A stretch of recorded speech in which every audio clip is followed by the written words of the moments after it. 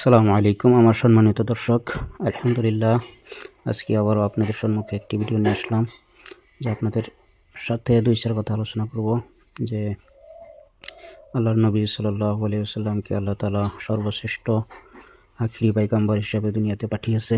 আর আল্লাহর নবী সাল্লাল্লাহু আলাইহি ওয়াসাল্লাম দুনিয়াতে আসার আগে আল্লাহ তাআলা অগণিত নবী আরও পাঠিয়েছে। নবী রাসূল আদম আলাইহিস সালাম থেকে শুরু করে নিয়ে আমাদের নবী মুহাম্মদ সাল্লাল্লাহু আলাইহি সাল্লামের আগ পর্যন্ত যত নবী আসছিল তিনারাও নবী ছিলেন।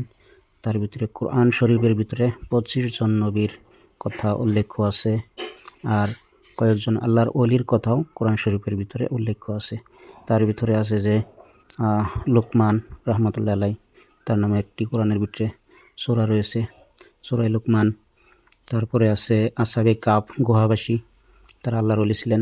জালিম বাদশার থেকে তারা চলে গিয়েছিলেন মুখ ফিরিয়ে, আর তারা হলেন আসহাবে কাহফ, গুহাবাসী, তারা আল্লাহর ওলি ছিলেন। আর খিজির আলাইহিস সালাম আর জুলকারনাইন, ওনাদের সম্পর্কে মতবিরোধ রয়েছে। কেউ বলেছে যে আল্লাহর নবী ছিলেন, আর কেউ বলেছে তারা আল্লাহর ওলি ছিলেন। যেটাই হোক, আল্লাহ তাআলা 25 জন নবীর কথা কোরআনের ভিতরে উল্লেখ করেছে, আর কয়েকজন আল্লাহর ওলির কথাও কোরআনে উল্লেখ করেছে। যে আল্লাহর নবী সাল্লাল্লাহু আলাইহি ওয়াসাল্লাম সর্বশেষ নবী, চূড়ান্ত নবী, আখিরি নবী। তিনার পরে কিয়ামত পর্যন্ত আর কোনো নবী আসবে না।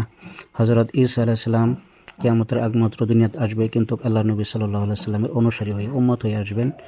ইমাম মেহেদী আসবেন, তিনার নেতৃত্বে আবার ইসলাম চলবে। তারপরে তখন আর বদ্দিনী জালিমি কিচ্ছু থাকবে না।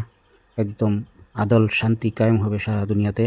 সমস্ত মানুষ ইসলামের শীতল ছায়ার ভিতরে চলে আসবে, আর সমস্ত মানুষ মিলে তখন আল্লাহর ইবাদত করবে। আমরা যদি তখন পর্যন্ত থাকি, তার